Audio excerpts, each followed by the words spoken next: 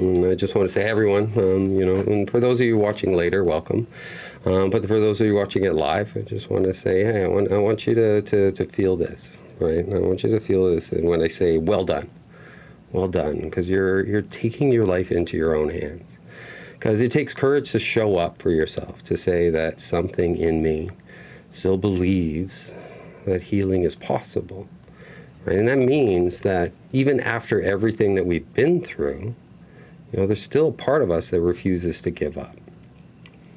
And that part of you, that tiny little spark of life, that's who we're here to strengthen tonight. And yeah, someone else tried to break you. I get that. And yes, they actually did damage you, but I want you to notice something. And you're still here, which means that you're actually stronger than anything you've ever faced. And now the responsibility not to carry their mess inside your minds forever, it's to do the work. And it's to learn how to heal the damage that's been done. And we're the ones that are stuck with whatever's left behind. And it's not because it was your fault, but because healing is your birthright. And I just want you to know who I am and why this matters. My name is Miles, and I'm the founder of Narcovery. And this is a trauma-informed recovery model that so many survivors of trauma of abuse have used to recover. And since 2019, I've helped over 1,000 people recover from the psychological, the emotional, and just the spiritual damage of these toxic relationships. And just so you know where my background is, I've trained in IFS, which is internal family systems, DBT, dialectic behavioral therapy, somatic therapy, hypnotherapy, and then trauma-informed group work. And I've studied under teachers like Dr. Romani. And a lot of you may have known her. Janina Fisher, a very trauma-informed specialist. Richard Schwartz, who's the grandfather of IFS, and Paul McKenna. But the truth is, what really qualifies you the most is I've actually been where you are. And I know what abusive relationships are like, and I know what it does to the mind, the body, and the soul. But that's why Narcovery actually exists. And it's to give you a path that actually works. I'm going to talk you through what tonight is and what it's not. I want to be very clear. Tonight isn't about analyzing narcissists or diagnosing anyone. And I'll tell you why. Because I believe that's a trap. Because it keeps us looped in that trauma story. What tonight is actually about you. And it's the work of walking out of the shadow of somebody else and back into your own life. Because what you're going to realize is what heals you is what heals you. And what it's not about obsessing. It's not about replaying the past, but actually doing the work that actually restores your nervous system, your identity, and eventually in time, you'll be getting your peace back. But here's what I want you to know. Whether you're here live or you're watching the replay later, the fact that you're even here means that something inside you already knows this. Like, you don't want to live that way anymore. There's something inside you that says this is enough. And that's where the journey begins. So what you realize is the journey isn't about luck or strength or doing this perfectly. Because I've seen hundreds of people walk through this path, and the work isn't surface work. And this isn't about quick fixes, because it's about transformation from the inside. And what we'll explore tonight, I'll tell you, it's just like we're going to uncover, I'm going to take you through, there's a big deck that I'm going to take you through, but I'm not going to take you through the whole thing. You'll be able to read most of it later. But I'm going to take you through the toxic abuse cycle. I think it's really important that we understand the abuse cycle and how it conditions you psychologically and neurologically. I'm going to take you through the Narcovery 8Fs, and that's a trauma-informed roadmap to undo that conditioning and to help you rebuild your sense of self. And these are going to be practical tools and support to make that messy part of healing just a bit more structured, a bit more grounded. And it can also be a little bit more less overwhelming.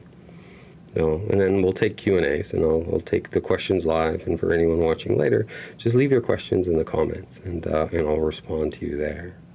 But you're here, and you're doing this part, which is showing up. And this right here is where the story begins to shift. So let me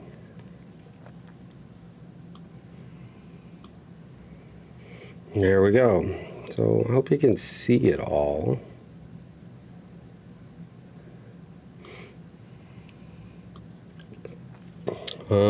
But yeah, so I'm going to take you through the Narcovery roadmap, and this is the survivor's guide to healing. And we'll have this information in the deck, and you can read through it a bit more detail. I'm going to skim over a lot of parts of it today, but what you're going to get is a lot of information on what the roadmap to recovery is actually like. Because if you've been through narcissistic abuse, you know how it feels to be invisible. Right? It's like the world actually doesn't see it. And it's hard to talk to people. Our friends don't understand it. And so many therapists who haven't actually been through it, it's like 10% of my clients are actually therapists. They don't always understand it. Because they might, question, you might even find yourself questioning whether it's even that bad. But inside your body, what you're actually going to notice is what it actually does to your nervous system. And it's just like what you're going to notice there is like self-doubt and just being on high alert all the time. And there's going to be this emotional roller coaster that you're on. And there's going to be like shrinking of your identity, the voice in your head that, sounds a lot like theirs. None of those things are you. And this is going to help you name what happened, give everything a language to the patterns and structure to the chaos. And it is a long-term strategy in order to get yourself back.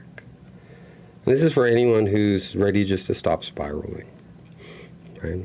The answers aren't in videos. The answers aren't in one modality or another. It's all about, getting ourselves to the healing. And it's not just about understanding narcissism, because that can be a trap. We can be stuck in there trying to understand narcissism. And the fact is, it's just like you can have all the knowledge in the world, but what does that actually mean? Like, what does that actually do for you? So what I'm going to take you through is the 4-part abuse cycle. What the cycles actually evolve into, and how they create the self-erasure. I'm going to take you through the Narcovery 8Fs. The rest of it you can look on your own, but I just wanted to take you guys through that today. So first, let's understand this cycle, and some of you may have seen this before because this has been around for a while. But it's just understanding the toxic abuse cycle, and many survivors of narcissistic abuse they recognize this pattern. Because even if you don't have the words for it right now, I want you to give you those words. It's the toxic abuse cycle. And while it may feel confusing or overwhelming, the truth is the cycle is not your fault.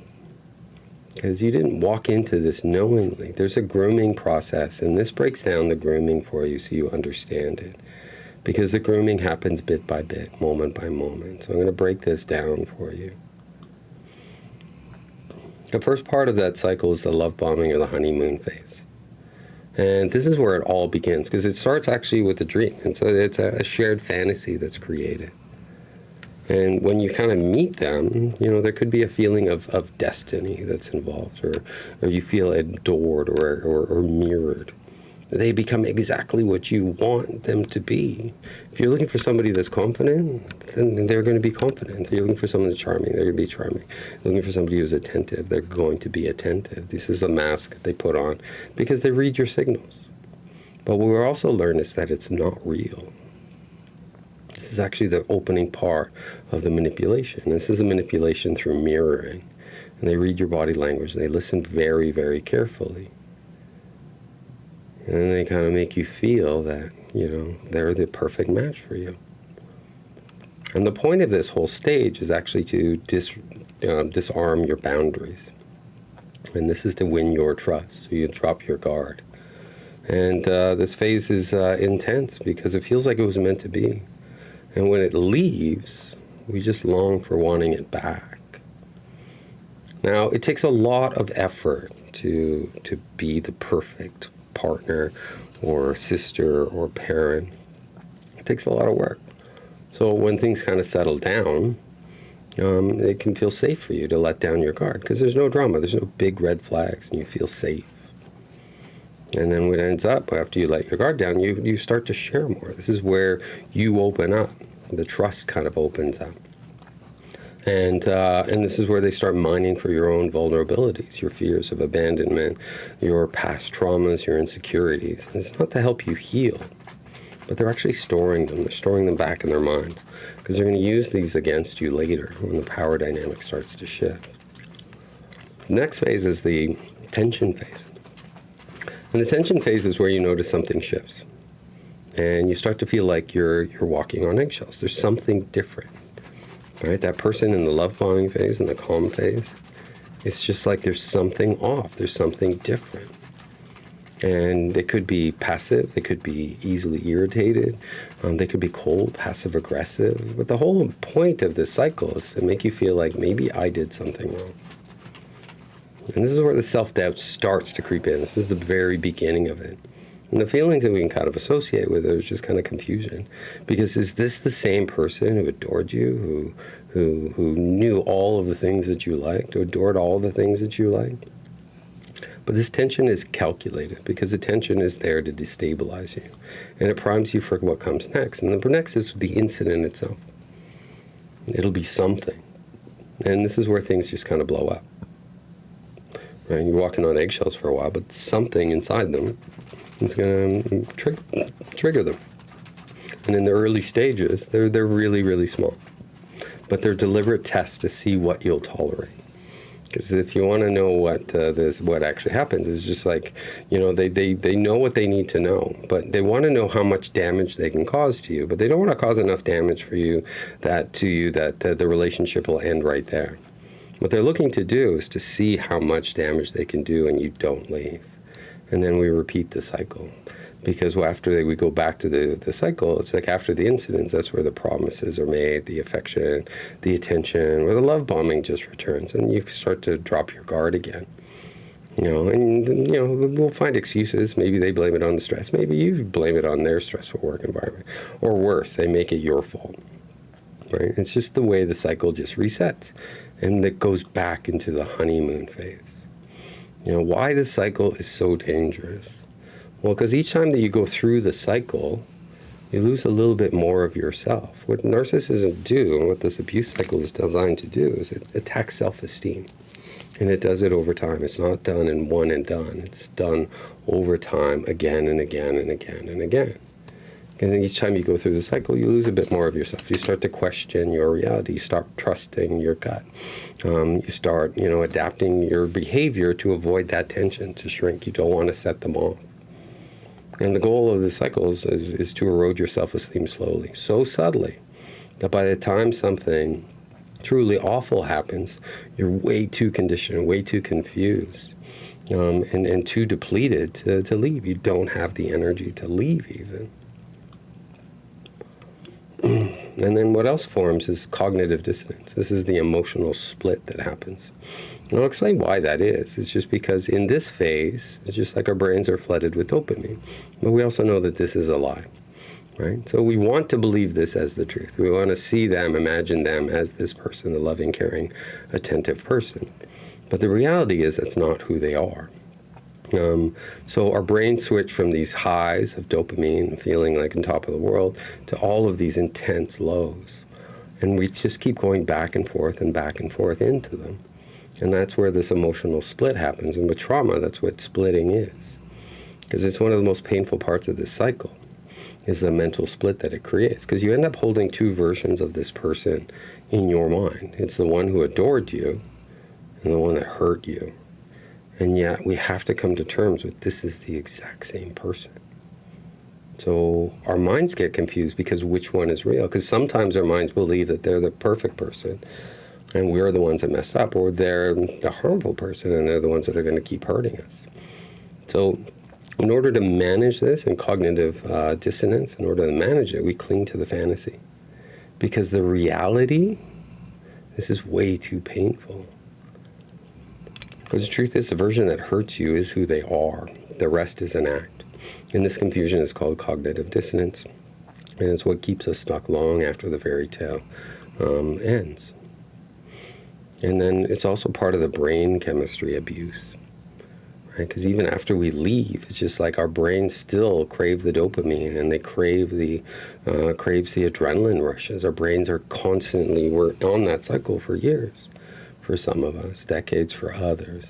But both sides are intense. And going back and forth, that's what the addiction is.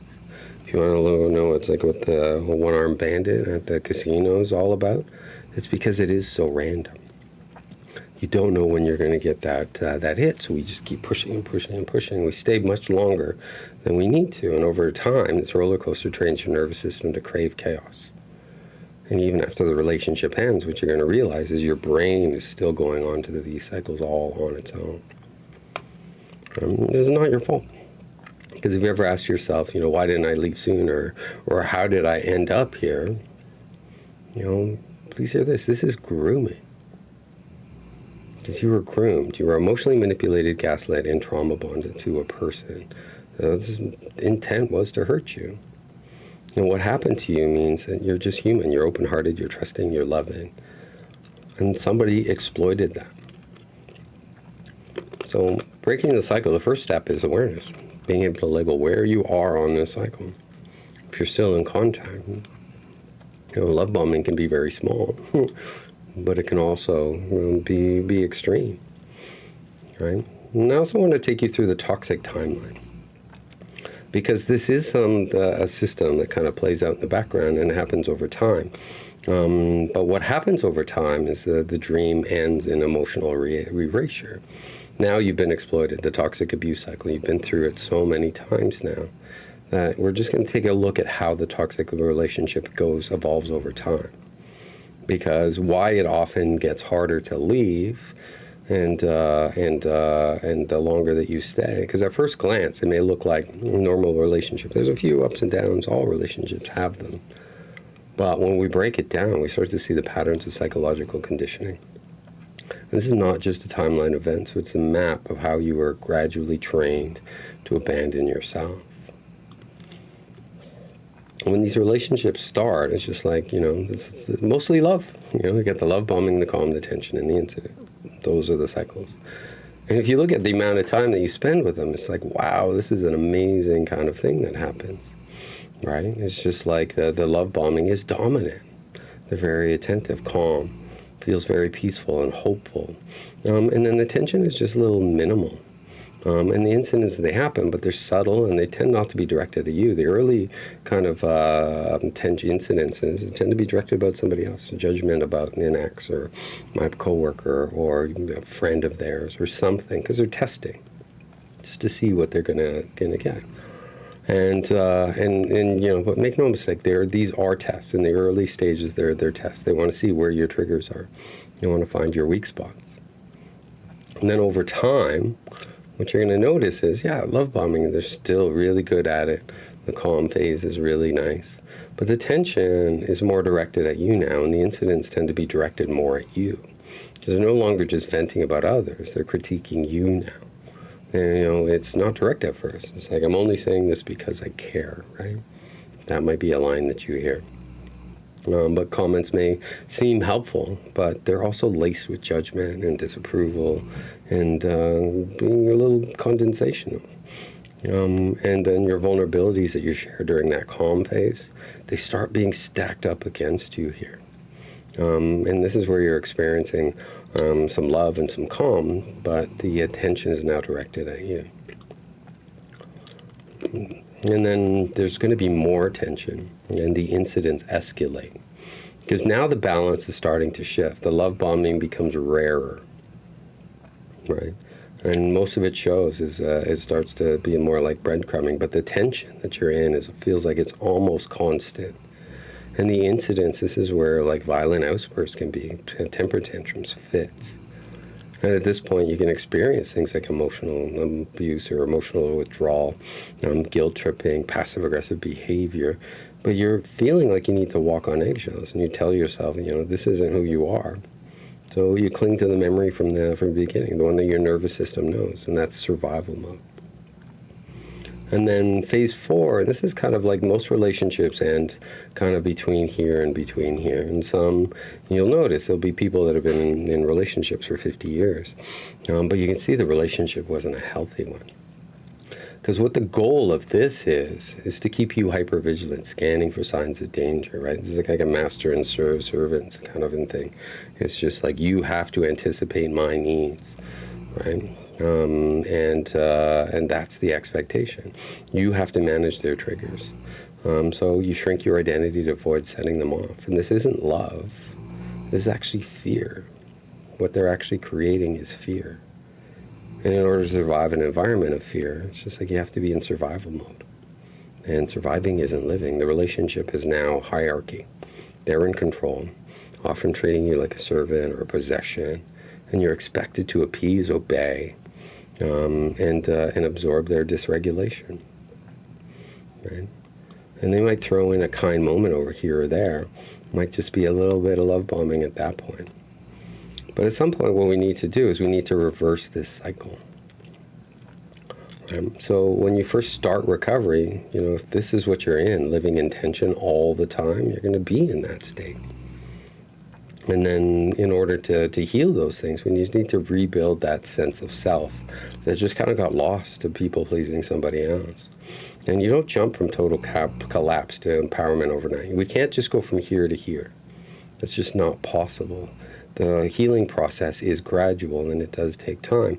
But the goal is to remove the fear and replace it with safety. And you need to have that physical safety, emotional safety boundaries. We need to take the confusion away, the way that our minds get scattered, and give ourselves clarity. And then we need to just move from the survival state of just being in a constant panic and worry into a place of self-trust.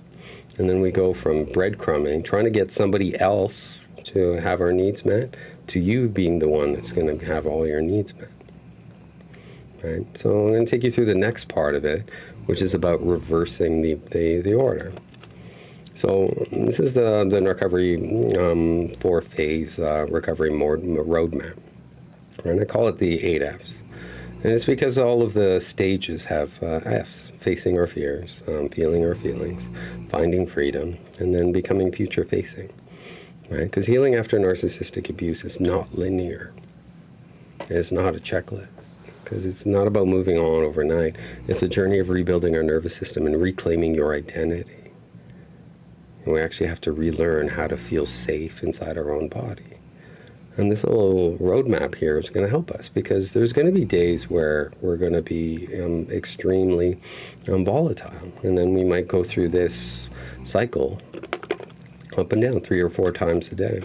But what we're going to start to learn is that when we start recovery, we're going to be kind of up in this phase 1 of the recovery. And then we'll start spending more time in 2 and more time in 3. And eventually we'll get to number 4, but we will get regression. But this map gives us a sense for what to do. And I call it the Narcovery 8 Fs. And it's based off of the Veterans Affairs triphasic model of recovery. I've just added a 4th phase, which is post-traumatic growth. So I'm going to take you through this together, because it is about, let's go back here, but this is about, the abuse cycle is here: love bombing, calm, tension, incident. The recovery cycle is the exact opposite. We start with the trigger. We start with the flashback. We start with a memory, and we start with a panic or a feeling or an emotion. And then we sit in the tension of it. We feel our feelings. And then there's an integration process. And then once the feelings are released, then we find freedom, we reconnect. And then at that point, we can manifest our own future, a different future. And this doesn't happen overnight. So the first part is feeling our feelings. Because reversing this cycle means building self-trust and safety and stability. And when we begin recovery, we start where the pain actually lives, and that's in the incident. And it could be a flashback, could be an emotion like shame, could be a traumatic memory, the memories that we couldn't process in the moment. This is where the nervous system is still bracing, still expecting harm. But that's why the first step isn't actually fixing anything.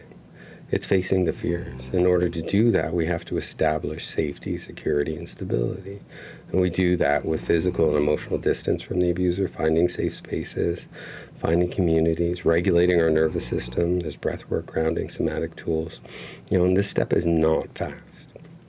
And it's whenever I take on a client, we spend a lot of time here because this is a base for the recovery plan.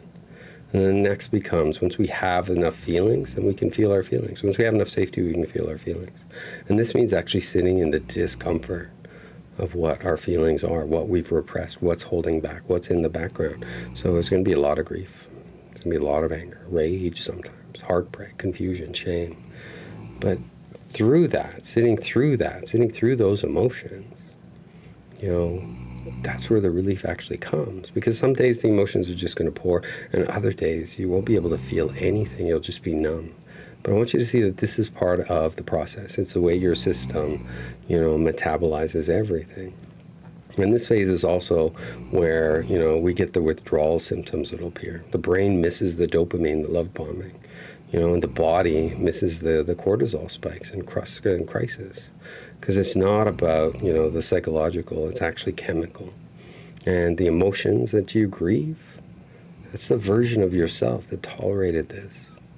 Right? It's an old version of you. That survival sense of you is what we're starting to let go of. It's the person they pretended to be. Be that powerful, more thought than you thought. And then after this, it's like we find our freedom. Right? It's the calm. This is the reconnection and integration phase. And this is reversing the calm phase into recognition and integration. Because after a storm passes, after our emotions, we've fully felt them and fully experienced them, this is the calm after the storm. And this is real. Because it comes from within. Because now you're not ignoring your pain, you're integrating it. And this is where you start. You recognize the old survival patterns. You're seeing the past now with compassion and not shame. That happened to you. Absolutely. It did happen. I'm not going to take that away. Right? But you are recognizing you're seeing the past with compassion and not shame. And this is where freedom starts to come in. And next comes future facing. This is post-traumatic growth. Right? Because we're reversing the love bomb phase into a growth phase. Because the final stages is when healing becomes your power. Because you're not the person that you were, before the abuse. You're actually going to be better, stronger, wiser. Right? Because you're stronger and things are more clear now. And it's not in spite of what happened, because you faced it, you felt it, and you found yourself on the other side. And that's post-traumatic growth. And that's where you stop fearing your triggers, because you know how to respond if the triggers come up. You stop romanticizing about the past because you see clearly who they were. And you stop doubting yourself because you've earned your own trust. And you start seeing your story, the story as a source of strength, something that you survived, something that you overcame. Right? And there's tools for each of these. When we start, it's just like facing our fears is very, very difficult. And this is where we require learning skills, new skills like somatic regulation, grounding exercise, breath work, community support. And then the feeling our feelings stage. And keep in mind, we've suppressed our feelings for so long. This is where I use IFS, and journaling helps, group therapy helps, self-expression helps. And then finding freedom, like narrative therapy, trauma education, spiritual integration, and just reconnection tools. And then to be future-facing, this is like purpose work. This is like peer mentorship. This is vision building. This is embodiment practice. This is you taking your life back. And just because you survived all of that, what is it that you're looking to become afterwards? Right? And this is how to use the roadmap. It's just notice your triggers.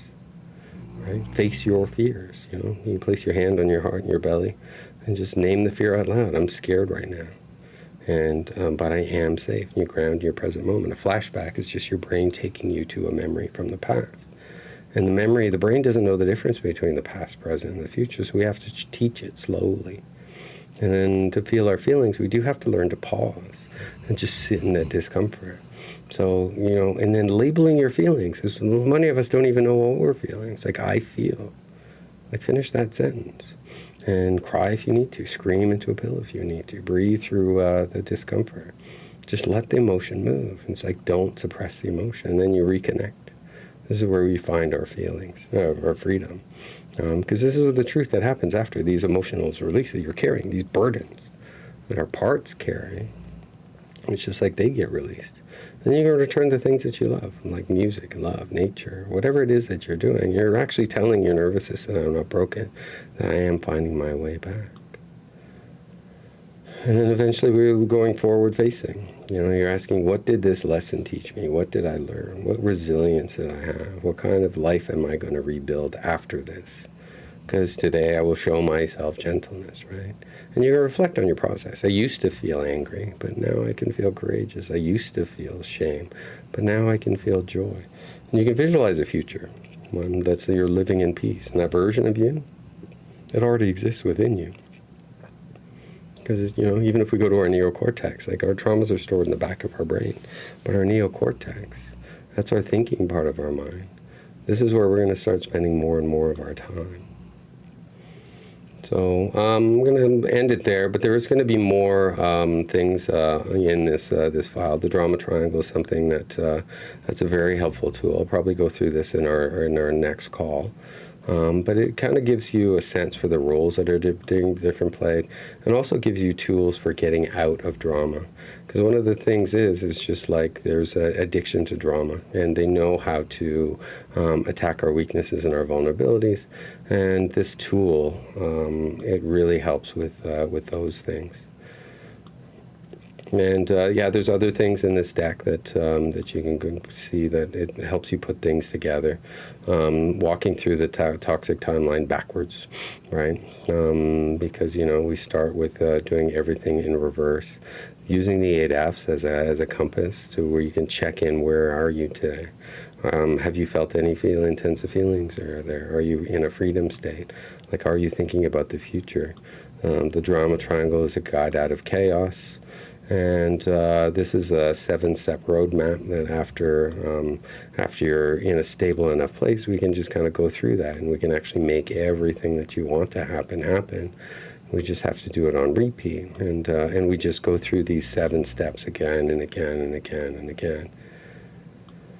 And the last thing I'm going to take you through is the 3 stages before we can even begin recovery.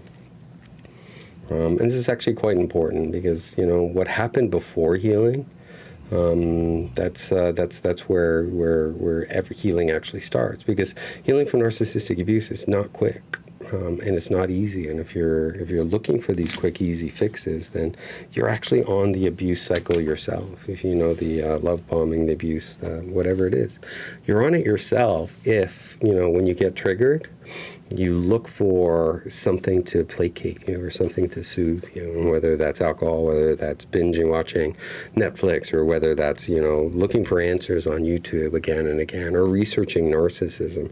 It'll just put your mind at ease for a little while.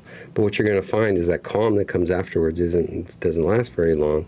And then your traumas are going to start to come back, and then you'll have another flashback. And then you'll find that, people have spent years just, researching and learning about trauma recovery without actually doing the work.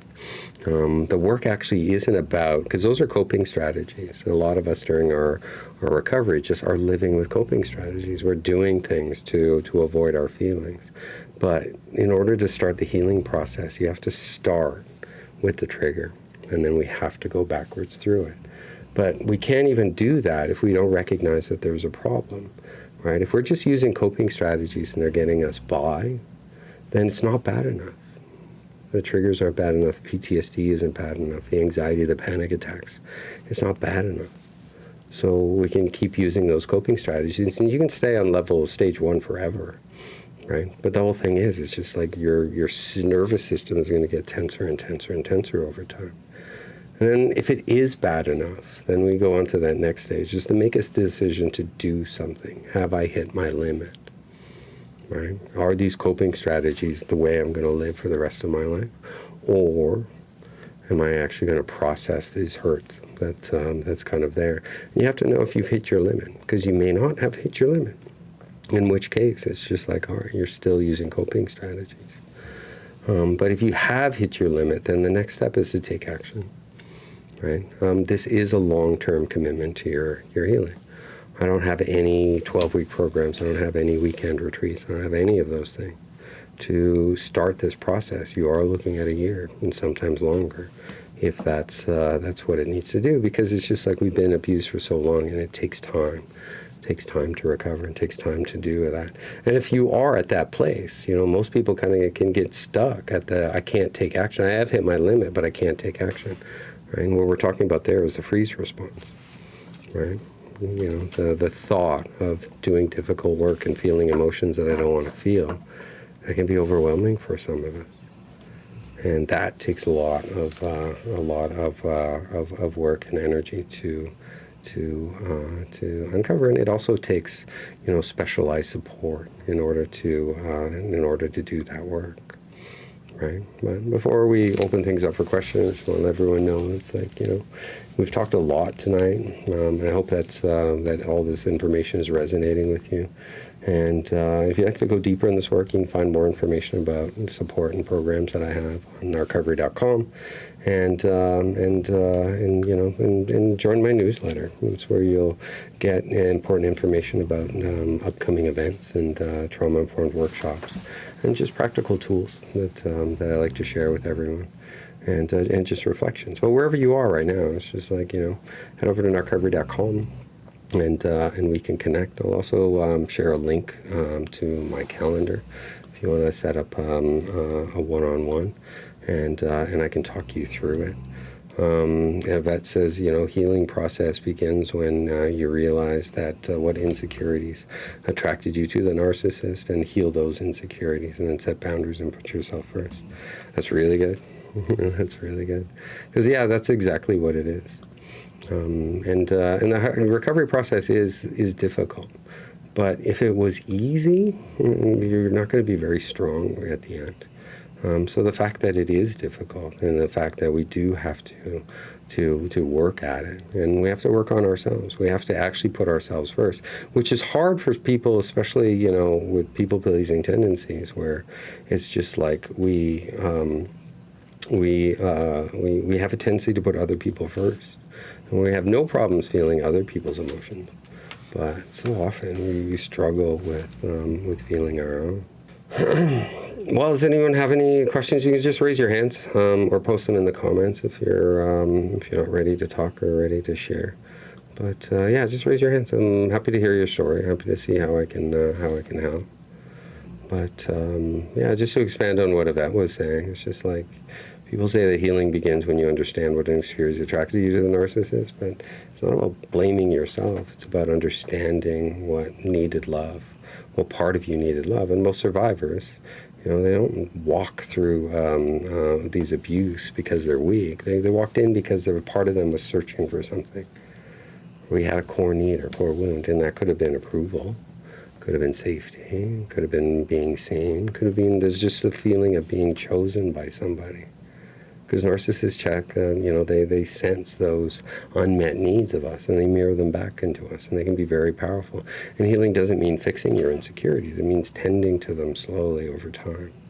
Because, what are you realizing? A part of you is starving for validation. Okay, let's love that part. And part of you could be more confused. I love the intensity of this love. Cool, so intend to that. And part of you may have kept giving and giving and giving because you thought that was the only way to stay safe. And when you begin healing those parts with compassion instead of shame, something incredible shifts. You stop needing the narcissist to define your worth. And that's when boundaries become so natural. They're not walls of defense. They're actually expressions of self-respect. And you're putting yourself first isn't selfish. It's actually the nervous system learning that safety begins on the inside.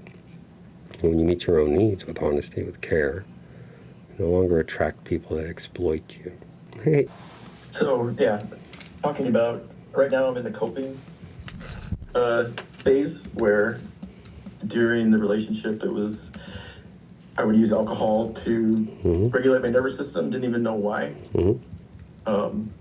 And so now I'm not drinking with purpose, but I understand, I don't feel a need to self-destruct anymore, or I don't want to die, like where I wanted to die for so many years and I didn't understand what the heck was going on.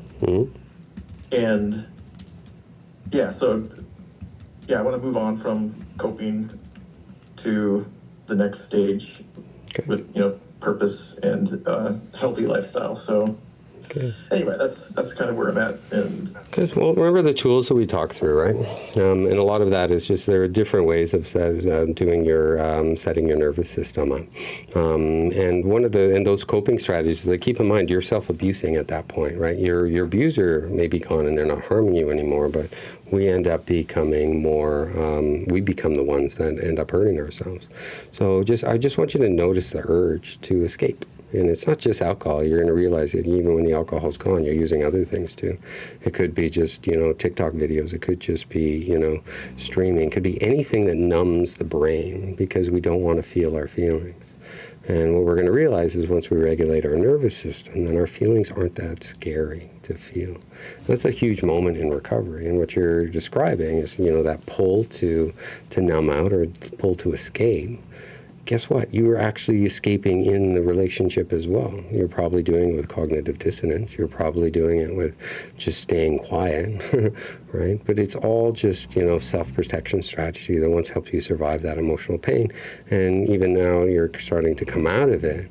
That trauma, you're still carrying it. And when trauma or stress feels too big to hold, the nervous system says, I need relief and I need it right now. And there are quick tools that we can use. I gave you like the finger tapping, the looking, there's anchors, there's a bunch of other things, the grounding techniques that can help stabilize us in that phase. But in order to, the reason we even stabilize in that phase is so we can go into the next phase, which is just kind of sitting in the tension of it. Right? And you can call this a form of self-harm, but it's not because you're trying to punish yourself. Right? So I want you to just kind of open up your heart to yourself, because look at what you've been through. Like what you've been through is not easy. So it's actually the opposite. And your body's actually desperately attempting to regulate these overwhelming emotions that it doesn't want to have. And it's just looking for any tools just to relieve this pain. And the goal isn't to shame the behavior. It's to understand the need that's actually underneath, the scratching the surface and working through it. And you can actually ask yourself, what am I trying to soothe right now when you get triggered, right? You can also say, what am I afraid to feel? Because what you're actually doing in those moments is you're connecting with yourself. You're becoming a self-parent. And that is the reconnection process. And every time that you choose to stay present, to breathe, or go for a walk, or call a friend, or come to a support group like this one, like you're actually saying, "I'm here," and you're teaching your nervous system a new pattern, and that pattern is safety without self-destruction. And healing doesn't mean that you never get triggered again. It doesn't. It means that you learn to care for the pain instead of escape from it. Right? Hey, Yvette, I'm sure Yvette's Yvette's always awesome. I love her wisdom. To add to what you were saying, to help in the healing process, for me, personally, several things helped. In the beginning, journaling helped because then you're validating your experience. Even the bad times, it helps to journal because then you let go of that emotional burden that, the narcissist placed on you, and you let go of those feelings, and you're able to acknowledge that those weren't your bad feelings to begin with. They were projected onto you. And also, exercise helps a lot to deal with the anxiety and the panic attacks and the depression, and hot baths. Yeah, so those are really good tools, and I can tell you somatically what each one of those does, because it's really powerful, like what you're describing, because each what you're talking about is the practice of healing, and healing is a practice. Right, so the journaling, the exercise, the hot baths, they may sound simple, but it's actually what Yvette's talking about is deep nervous system work. Because when you're journaling, what you're doing is you're giving the internal world that's going on in your head, you're giving it a world, a language. You're giving it a voice, right? In that process, it validates your experience. And it takes what was trapped in your body and it gives it somewhere to go. Like, why keep it in your mind? Give it somewhere to go. Turn the chaos into meaning, because that's how you start to release the burdens that we carry. And exercise works in the same way, because trauma actually lives in our bodies. Right? It lives as tension. It lives as adrenaline. You want to get rid of adrenaline in your body? If your brain is shooting up with adrenaline all the time, give it somewhere to go. Go for a run. Go for a walk. Go to a gym class. Go to a fitness class. Give it somewhere to go. Otherwise, it stays in your brain, and if it's in your brain, it's going to attack your brain. And this is a way for us to metabolize. Exercise is a way to metabolize.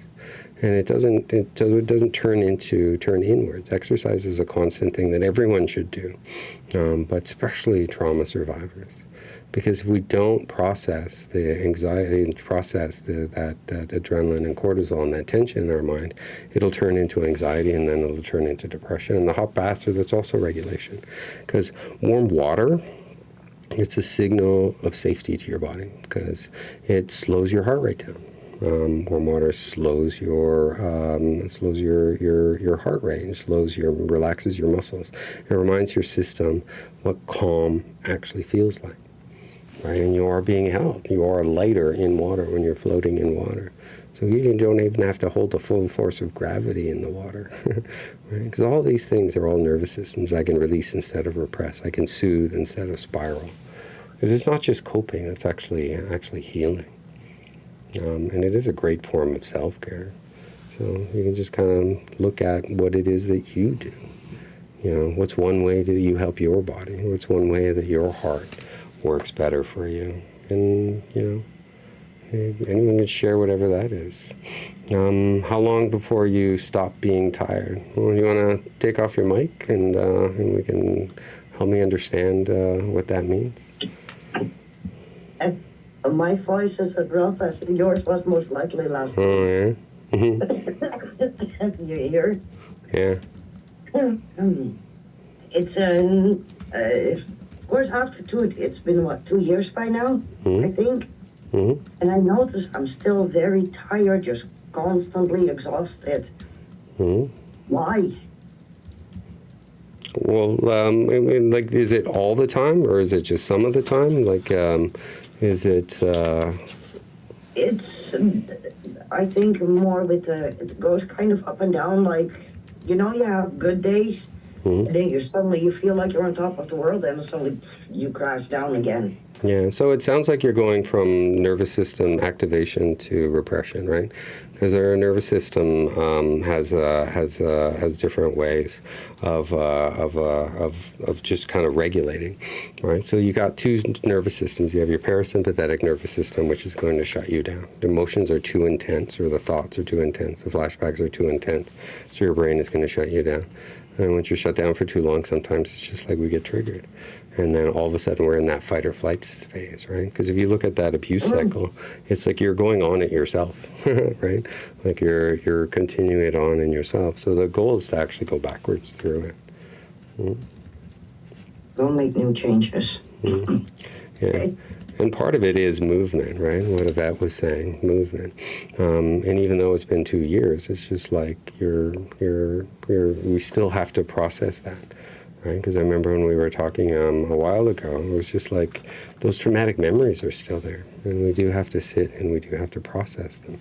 And that kind of tired can linger for years. And I want you to realize that, you know, don't label yourself as lazy or weak, because it's the body saying that I've been in survival mode for so long, right? Keep in mind, you were in fight or flight for a really long time. And it's your body saying that that's too long. Because after these chronic relational traumas, it's like your nervous system. Because what we're looking at is reversing the damage that's been done to your nervous system. And what you're talking about is the damage to your nervous system. And you know, even once the danger is gone, the body doesn't instantly believe that it's safe. So it keeps burning energy, scanning for threats, you know, managing stress chemicals. And that leads to exhaustion, right? And then of course, the whole thing being now, being in court actually, like literally, might not help on that then. No. And it makes absolute sense that you're exhausted, because now you have to relive your traumas in front of an audience. Like, I get it, right? That's where it's like the nervous system regulation stuff becomes very, very important. If you remember some of the tools that I gave you, it's like going back to those. They seem very, very, very simple, but they are designed to help your nervous system regulate. And once that's regulated, and we can actually start doing the trauma work, we can actually go through these old memories and release them out into the universe. You know, it's just like, you know, we have a client here that likes a flamethrower. Use your flamethrower to blow up all her old memories and stuff, right? Because it's just like... Actually, they have,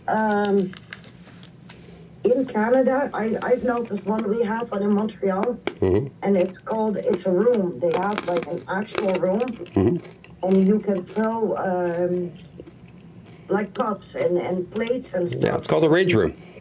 Yeah, man, it's a great somatic release to release your rage, and it's a very safe place to do it.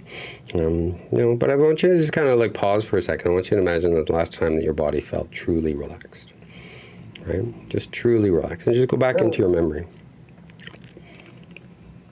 I have no idea. That's been a while. That's true. Yeah.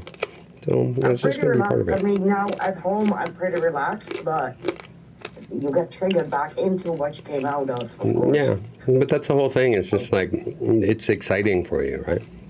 Those traumatic memories, they'll because your brain has been on this abuse cycle for a long time, and even though he's gone, you don't have to deal with him anymore. But you're talking about self-abuse right now, right? And it's just like you're constantly going through that. So the trick is to actually just start to go backwards, right?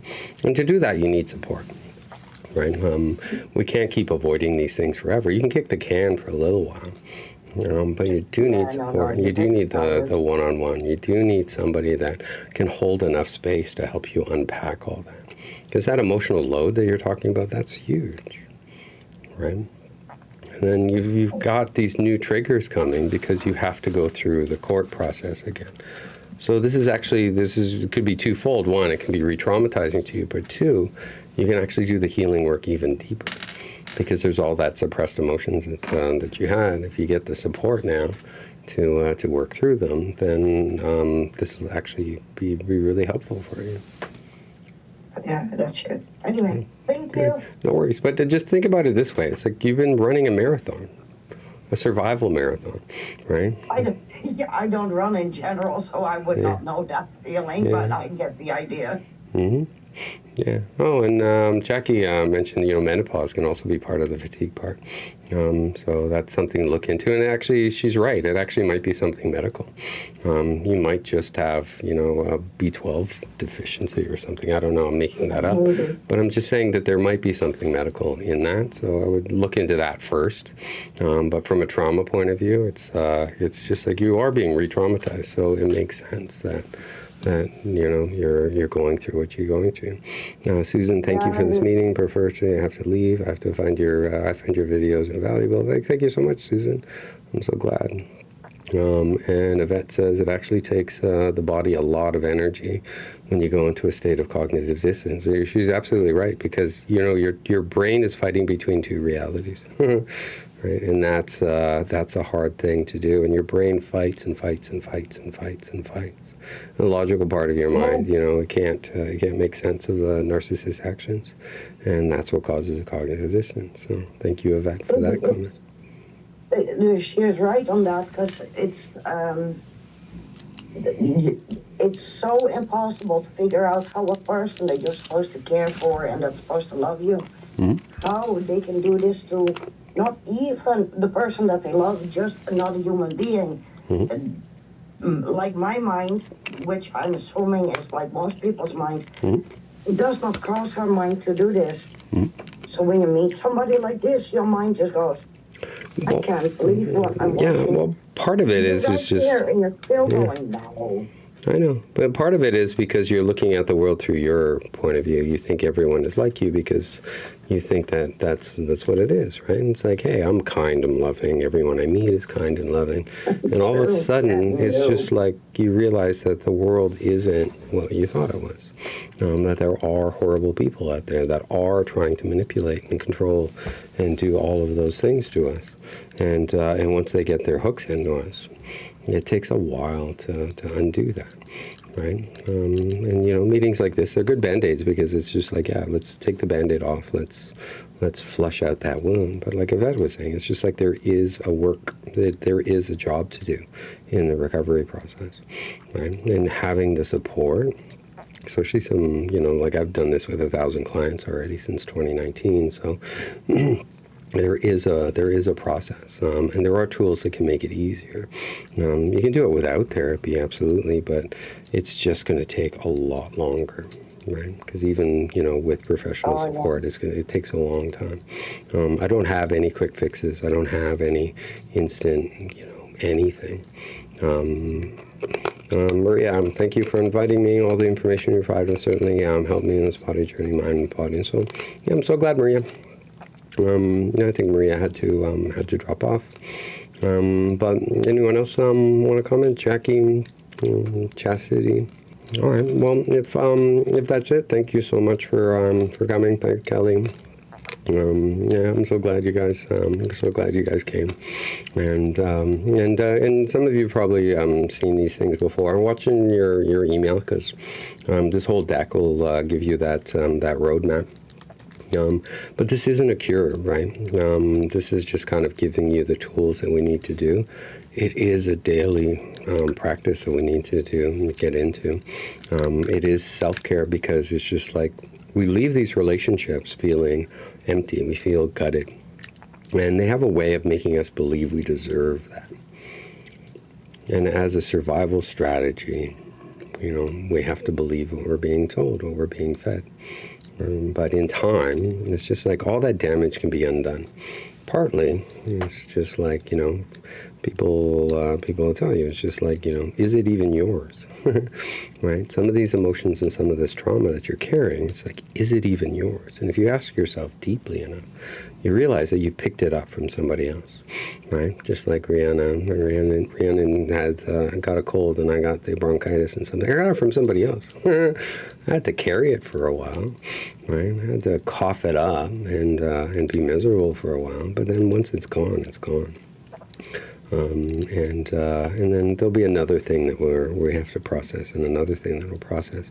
And what we actually realize is that, you know, it's just that feeling our feelings part. I know I brushed over it, but that's a big deal. Like, feeling your feelings is a big deal, because most of us, right? Because what you're talking about, Rhiannon, is just that numbness and feeling tired. You don't even know what you're feeling, right? In the rage room. So we know that there's anger there. All right. Anger takes a while to process, so let's process that. Because what you're going to realize is that even your emotions are layered. Right? If we look at just the anger, what's underneath the anger? Once the anger is gone, you're going to realize it's protecting you from something else. And what you might find is it's protecting you from shame, maybe, right? And then you have to feel the shame. And then what you're realizing the shame is protecting you from is just, you know, abandonment. All right, then you heal the abandonment, and then on the other side of that is love. So you can see how it's just the layers of stuff. And when we first start the recovery process, we can only work through the first couple layers. But as we go deeper into the work, we can go all the way into the core. And once we kind of start doing the core work, then all the protective strategies that were protecting that core wound, they also start to dissolve, and they don't become as strong. And just being humans, we're always going to get triggered. Something in life is going to upset you, right? But if we have different ways of coping, if you can heal from this, there's really nothing you can't do. If you have a dream of being a Broadway dancer, then go be a Broadway dancer. You know, follow that dream. You know, if you have a dream of, you know, cutting hair, just go cut hair. You know, whatever it is your dream is, because this is a hard process. Recovery from trauma is a hard process, and it takes a lot of strength and a lot of courage. But once you kind of have that, and you're actually dealing with emotional regulation here on a nuclear level, right? because these emotions are so tough. But if you can survive that nuclear blast, what can't you do? Like, honestly, what can't you do? And right now, it's just like it's hard because then life kind of knocked us down. But imagine yourself a year from now, and 5 years from now, and then 10 years from now. This incident, these traumas, they get further back.